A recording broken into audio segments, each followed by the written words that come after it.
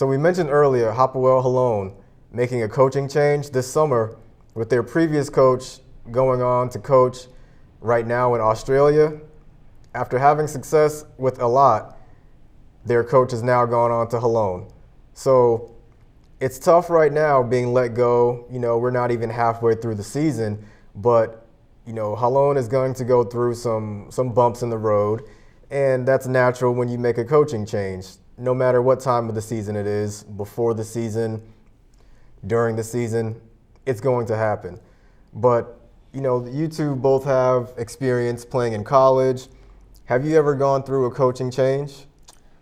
For myself, I've actually had 4 head coaches in 4 years of college, so I definitely understand what it's like having new head coaches.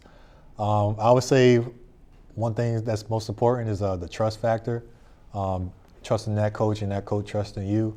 You have to prove yourself to him, and he also has to prove himself to you, being able to lead you to the goal, which is winning the championship.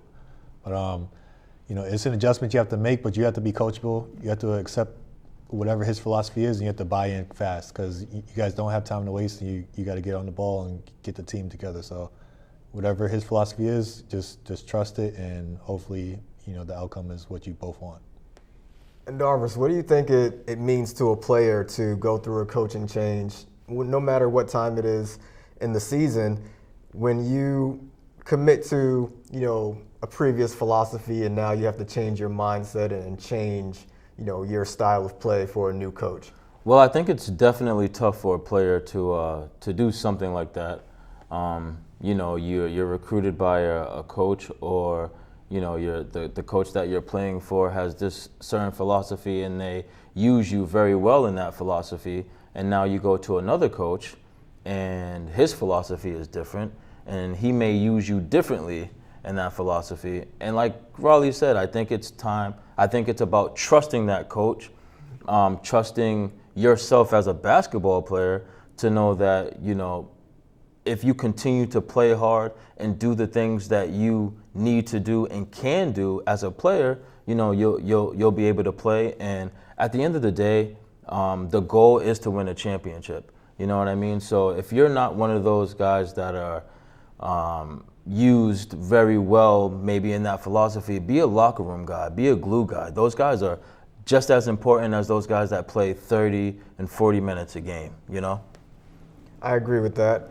I also think it's important for any coach to also understand that it's an adjustment for the players, and you all have to work together. You can't immediately say, this is not my team, this is not who I recruited in some instances. Yeah. So, you all have to get on the same page, and that's tough at times. I understand, coming from both sides as a player and a coach, it can be tough.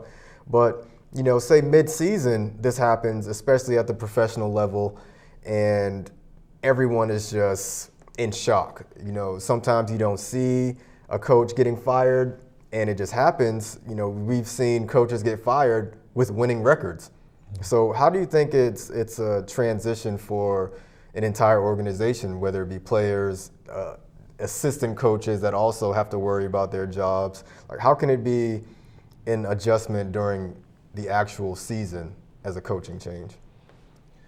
It puts a lot of pressure throughout the whole coaching staff, even the players having that change, just because you want success, and there's just a lot of unknown when you have to go through a whole staff change like that, or especially the head coach, because that's the leader of the pack. So it's just a matter of hopefully you have veterans on your team who could just keep at least the team morale high. Keep the philosophy, keep your energy up, keep the positive energy for the team, just so that your teammates can understand, whatever's going on is not in your control, but hopefully the guy who's stepping into the position is ready for it, and ready to again lead, continue your efforts to win that championship. Having veterans on the team definitely makes a difference for that transition. Do you think coaches that come into a new team, a new organization mid-season, lean on those veteran players to assist with the transition? I think they definitely lean on those veterans. Like you said, they're coming in mid-season, and they might necessarily not know the players coming in, but they know those veterans that have been there for a few years. They've been around the block a few times. You know what I mean? So I think that's very important, and it's like Raleigh said, you kind of want to lean on those veterans to kind of uplift and keep that morale the way that it is. And you mentioned about coming into a season, especially if you have a winning record. That's even tougher if as a coach, because now you're like, okay, well, I'm coming in to a team that has a winning record, and should I continue that philosophy because they were winning, or do I change that philosophy?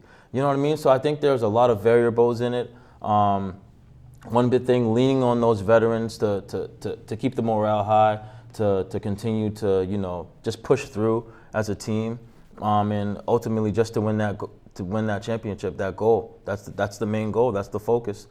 I think at the beginning of everyone's season is to win that championship, and so.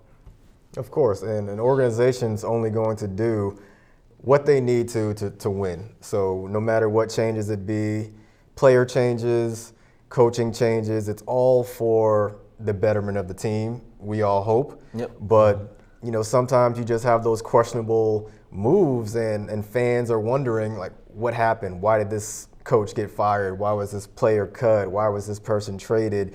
You all just want to understand what's going on. So from a coaching standpoint, do you think that having a winning record keeps you safe? It doesn't keep you safe. At the end of the day, it's ownership.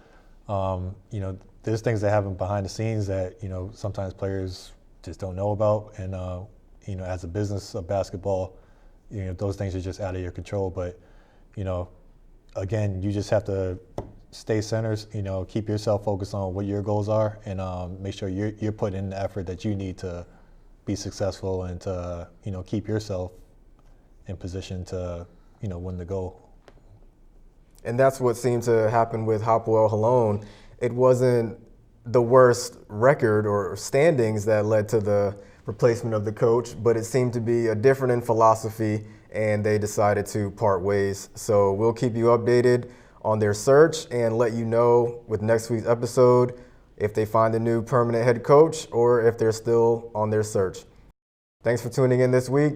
We'll see you next weekend.